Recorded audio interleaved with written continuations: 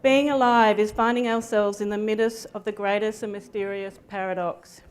There are 10,000 joys and sorrows in every life, and at one time or another, we will be touched by all of them.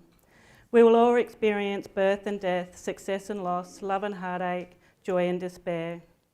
And in every moment of your life, there are a million humans just like you, all over the world, who are being confronted by situations just like yours. Some that are joyful and some that are overwhelming, where they are struggling to somehow learn how to survive them. What matters is the spirit you bring to each day. As George Washington Carver said, how far we go in life depends on your being tender with the young, compassionate with the aged, sympathetic with the striving, and tolerant of the weak and the strong. Because someday in your life, you will have been all of these. Grief in itself is medicine. So with that, I'm very excited for this afternoon. It's something very close to my heart, and we have some incredible speakers. And the very first presentation is the Compassionate Schools Project. And I'd like to invite, this afternoon I'm doing something a little bit different. I've been introducing enough speakers, so I've asked special community members that really understand this conversation, to come up and share a little bit of their story, but introduce the speakers. So if I can please ask Henry to come and join us. In the school project, we have Mania Senior College, Kernan College in Manjimup, and St Thomas More Catholic Primary School in Margaret River. So come on up, Henry.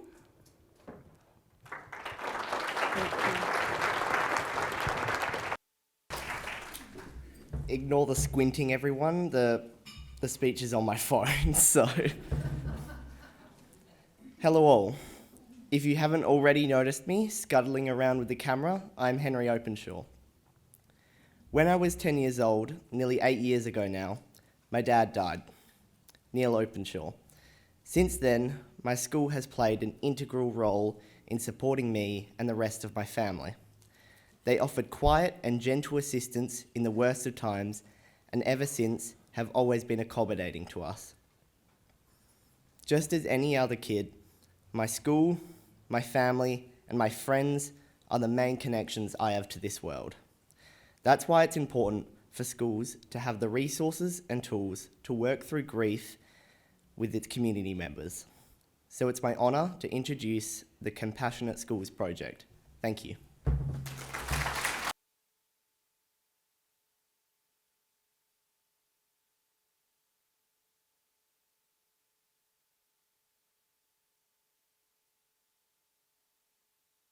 Janelle, where are you? There you are. No, we want you all together. The school project. Yeah, no, come on up. Oh, we're all together.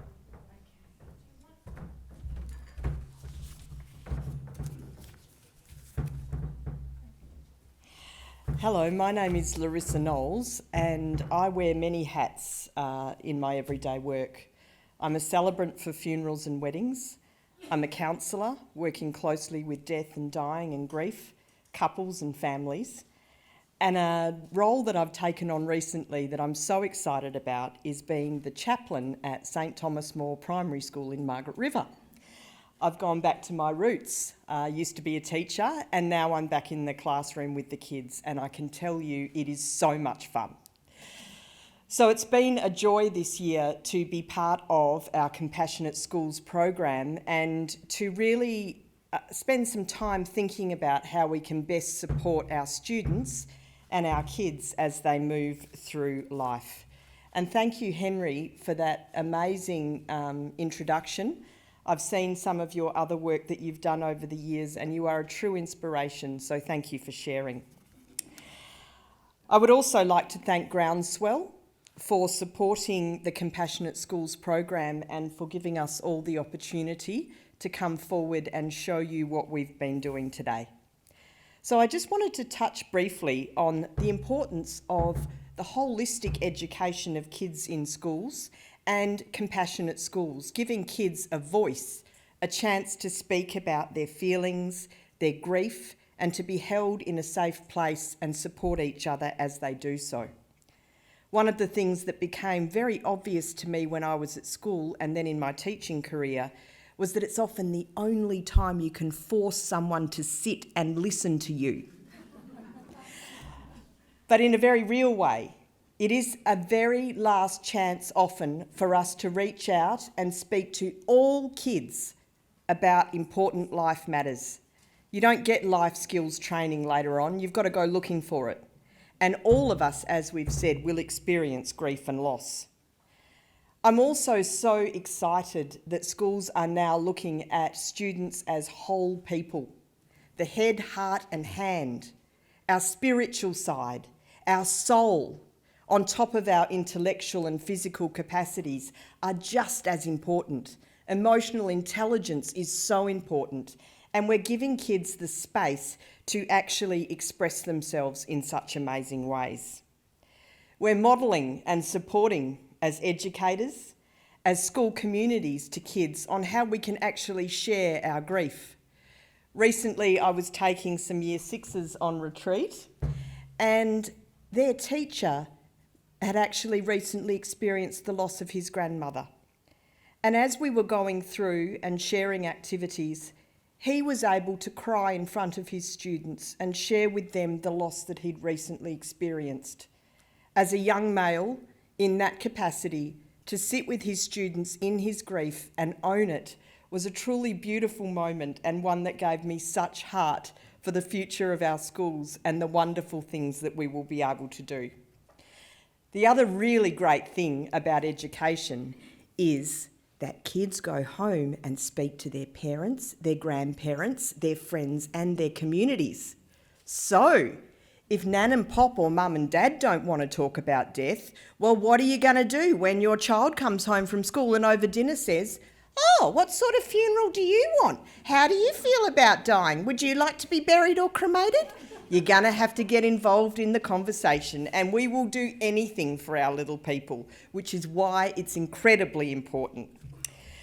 So speaking of our fabulous students, and I got to tell you, people who say that kids of today, oh, you know, it's such a negative thing, they are so wrong. I am truly blessed to work with some most amazing students, and I see in my offices all the time young people of heart and compassion who are going to move us forward in most amazing ways. And today I have chosen one of my students, Sophie Lane, who is going to share some words with us. I chose Sophie as she came on board in a gardening project with me where we were working with students of special needs and students of all different ages. She embraced being the senior member or the leader of the group. She helped kids in all sorts of ways. She endorsed a sense of fun and she opened conversation. She also wasn't scared to get her hands dirty in the garden. So it is a great honour for me to introduce to you our very special Year 6 from St Thomas More, Sophie Lane.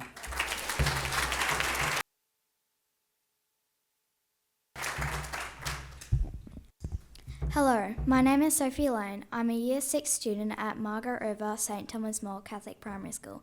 I live in Margaret River with my mum Mandy and my dad Tony. My older siblings Sam and Jess have both moved up to Perth and they are studying at university. During recent times, I have dealt with many changes in my life. My sister and brother have both moved up to Perth to study. My parents have recently separated and we also got a gorgeous new Kelpie puppy called Rosie. Throughout this time, I felt many emotions and I had many sad moments, especially missing my brother and sister. I'm worried about my mum and dad and I hope they will be okay. Many of my friends are also dealing with tough stuff and will try to listen and support each other. St Thomas More is a compassionate school. I was very proud to be a leader in our gardening group with our chaplain, Mrs. Knowles. In our group, we had kids of all ages, boys and girls. Together, we made a cool playlist to listen to and enjoy while we got our hands dirty to create something special. We did weeding, pruning, and made our own small succulent gardens that we could take home. we gave our memorial garden and water feature a makeover. It looks fantastic and we all felt proud. The memorial garden is a place in our school where you can go to think about your feelings. We have plaques for students and parents from our school that have died, and we can go there to send our love and prayers to them. It's a special place where we can all come together or to talk or just be alone. Every 2 weeks, the whole school joins together for singing. Before we begin, all students from pre-primary up to year 6 spend time breathing and thinking about our feelings. We light a candle and then we can share any worries or thoughts we have and send love to anyone we know needs understanding and compassion. It's really comforting to be able to sing and pray together. We realise that we are not alone and that many of our feelings are shared by others in the school and in the world. In art class with our teacher, Miss Flick, our school has been creating different types of self-portraits. This has given us the chance to think about who we are, how we feel about ourselves, and what's important to us. Our display in the foyer today is work done by our year ones. They're such cuties. I am so glad that we have created a community which we can share all our feelings, happy and sad. We have special people who make up our school, my friends, our teachers, Mrs. Knowles, staff and our families, who come together to support each other and create a safe place to share ourselves and grow together. Talking and sharing really does help. I have learnt that in life sometimes can be hard and we need to all look out for each other. Thank you for the opportunity to share my thoughts and feelings with all of you today.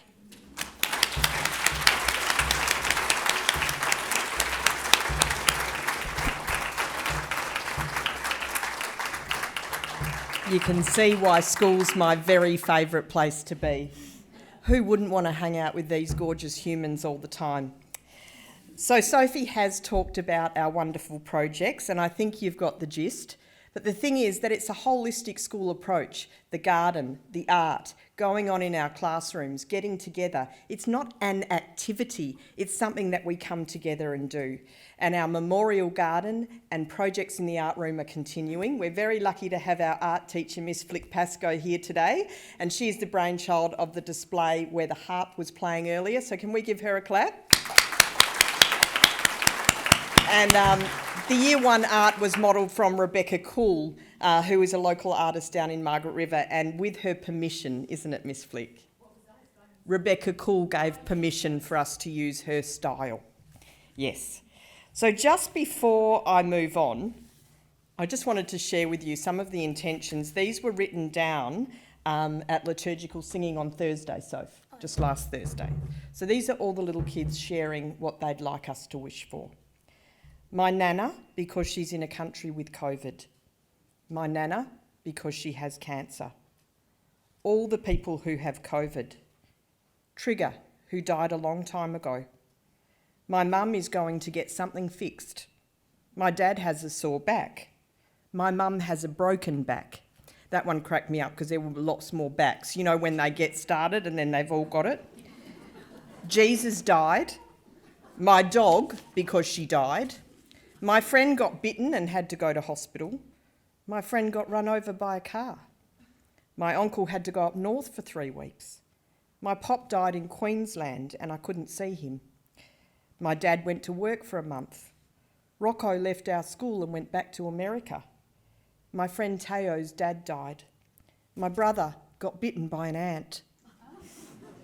My Nana and Nono are in New South Wales, and New South Wales has COVID. So, right from the heart, all the care in the world, I would now like to pass on to a wonderful movie that we're going to watch from Kernan College in Manjimup, and then Janelle from Mania will share her story with us. Thank you.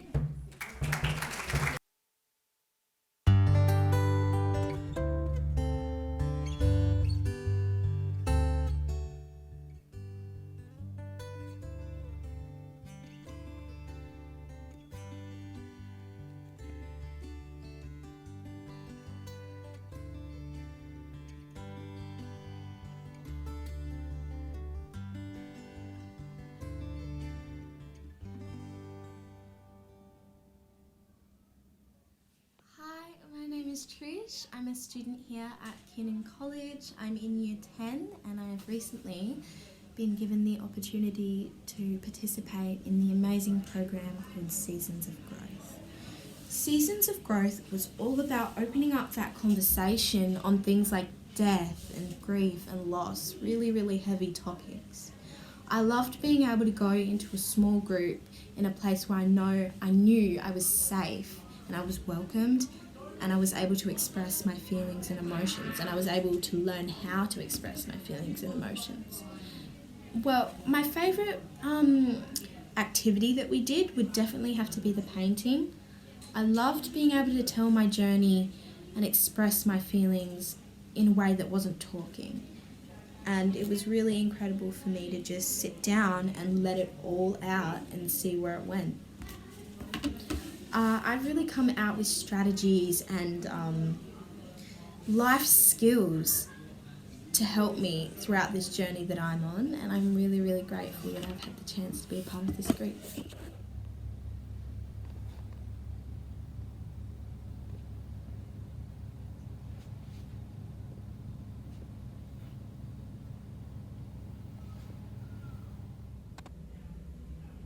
Hi, I'm Ellie and I've been part of the most recent season program at Kiernan. In the program we focus on topics of grief, loss and change, which I've experienced much of in my life. One of the first activities we did in the group was make a timeline, and in doing this I discovered lots of points in my life where I don't remember much, and I realised that I probably needed to talk about that. After this we spoke about significant events on our timelines and in our lives and how they made us feel, and I realised that although my changes were different and that I hadn't lost people through death, I had lost many parental figures and siblings through separation. Later in the program we spoke about the topic of forgiveness, and I finally worked out that none of these things were my fault, and that they weren't really anyone's fault, and that's just life, and it opened up a conversation to talk about these things, and I get to be a mentor in the future for future programs, and I'm excited to help other kids who've experienced losses similar to mine realise that they aren't lesser than other people, their losses aren't going to affect them as much, just differently, and yeah.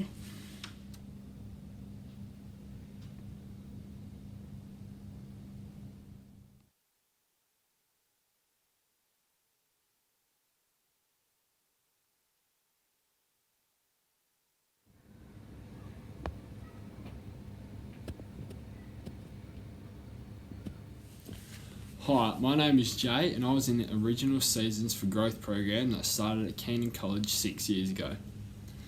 When I was 10, my dad died in a car accident and it completely tore apart my family. Everyone was lost for years and home just didn't seem right. Now, once my family started to overcome that grief and we started to get back to normal life, about 2 years ago, my auntie died of cancer, which completely destroyed my mum and the rest of us again. Now I'm in year 11. I've been lucky to return and mentor the other groups of the program and help them understand the importance of talking about grief and knowing that they're not alone in their journey, because through this program and Mrs. B, it helped. So when you say to someone you should talk about it, it just brushes off and you don't think it'd help. Just like when my dad died, everyone would ask and say, "Oh, I'm here to talk if you need, I'm here to talk," but I never really wanted to talk because I didn't think it'd help.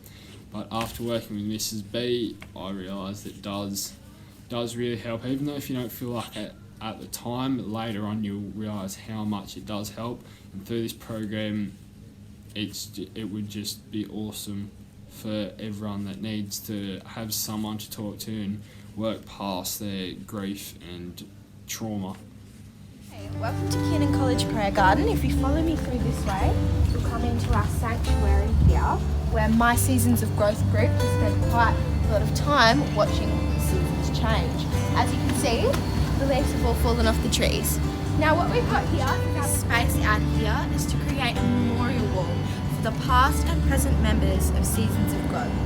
Here they will be able to come and visit their lost ones and have an acknowledgement of their memory.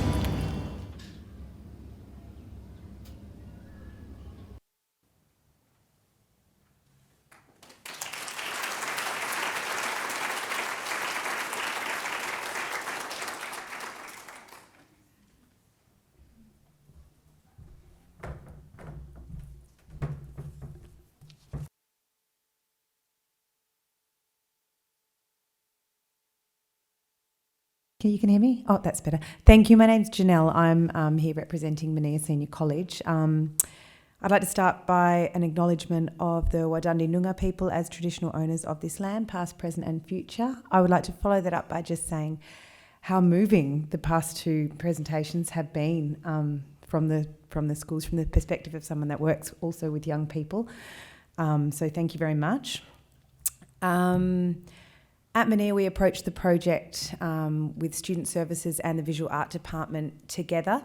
We really focused on the key words, which were compassion and care, community and collaboration, as well as conversation. Okay, and our aim was to raise awareness of grief, loss, death and dying in our community. We took a visual arts-based approach. That was our drive for the project. So our project is actually the public art installation that is out in the foyer, the bed with the weaving and the fabrics and all sorts going on out there. The project is embedded with symbolism. Every material that was used, every method that was used is rich in symbolism. So I would really encourage you to view it and think and reflect as you are watching it. Things like the sick bed, the bedside chair, plants living, dying, the bandaging, things like that. I think I get to use one of these, which is my dream. I've always wanted to use one of these. So what do I do? Click sideways? What do I point it at? It's not moving. It's being used yet, so it's not. Oh, it is turned. Let me fulfil my dream of using one. There you Oh, yes, great. Oh, beautiful. They don't give us these at school. So I've sort of mentioned that. Yeah, our aim was to really raise awareness on the topic and help to support our young people. Manea Senior College is an independent secular public school with only year 11 and 12s, and we're very aware that our young people have really gone through a lot in their communities in the past couple of years. So it's very, very relevant to them. Phase one of the project was the construction of the project. We had some health studies students and some visual arts students, so I think about 4 classes altogether involved. So that was the building of the project, the weaving, things like that, the planting of the succulents. And the aim of that was to have conversations while we were building the piece. This idea that it's really hard to sit and have a chat about tricky issues when you're face to face, but it's a lot easier to do things when you've got busy fingers. Okay, it's a lot easier to talk. So that was the idea behind that. And we did really have some very interesting conversations. Some of our visual arts students decided that they wanted to engage in their own time and contribute their artwork. So I'm really, really proud of them. Sarah and Ella, they're with the project. We then decided that we hadn't raised awareness enough. We decided that we wanted this to be a pan-college project. We wanted the entire student cohort of about 600 students to know what the bed project was all about. We were getting a lot of interest, from the visual aspect, but not so much about the drive. So we sort of went on a propaganda drive, as you can see in the images there, and we had 3 stations of different ways in which they could contribute. So writing quotes, writing notes and popping them in the post box, and another one which slips my mind right this second, images, okay, if they wanted to contribute an image. There were some challenges completing the project, so we were really worried about triggering trauma in our young people based on what they'd gone through, but our student services team are highly professional psychologists, social workers, so it was a very knowledgeable, informed approach that we took. So we decided that it was worth going ahead with it for the positive benefits. a lot of students complained to me that it was way too heavy, man. You know, so that's okay. But it was, I think, really good as their growth as artists. Okay, because as artists, you get commissioned by projects and you work towards the project. So I think it was actually really good for them. I had a parent complaint about the mention of suicide in relation to the project, but we won't talk about that. And yeah, a challenge was getting the word really out there, but I think we did succeed. The positive outcomes of the project were really valuable. So there were a lot of open conversations happening between students, teachers and social student services support staff during the construction phase. There was some student engagement in the wider audience engagement phase, which was the the posting the letters and things. Not as much as we would have liked, but quality, not quantity. Really, really importantly, and this is the highlight to us at Mania, is that student service staff reported a rise in the number of students approaching them to discuss their experiences of death and grief and loss. And that's what we wanted. That's really, really what we wanted. So we're really happy with that. Yeah, there's a beautiful little note there if you want to read it as I'm talking. Any of these little notes, they're all actually presented out on the installation as well. We focused on found and sustainability with this project as well. So we did receive a little bit of funding for the project, but that is all going back to Compassionate Compare Communities Network. I think we ended up spending about $25 on an op shop on some photo frames, and apart from that, yeah, the rest was from donations, bulk rubbish collections, things like that. So we're really, really happy to give that money back. You're invited. You're invited to contribute to it. Okay, so in your break next, like I said, go and view and reflect. But grab some fabric, bandage up the bed. It does feel really good. I can tell you that for sure. And apart from that, I think I'll end it there. And I just really want to say thank you for the opportunity to engage in this project. So. Can you stay with me for a minute? You're going to stay with me for a minute. I want to share something.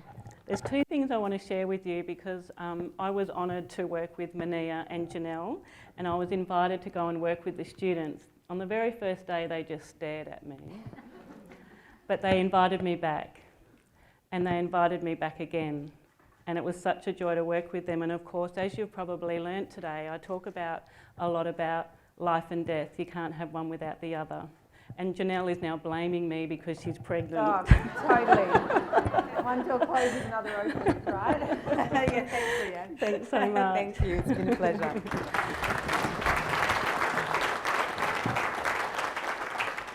I don't even know what time it is. I've stopped looking. I'm now going to introduce and welcome up to the stage Lara Rose.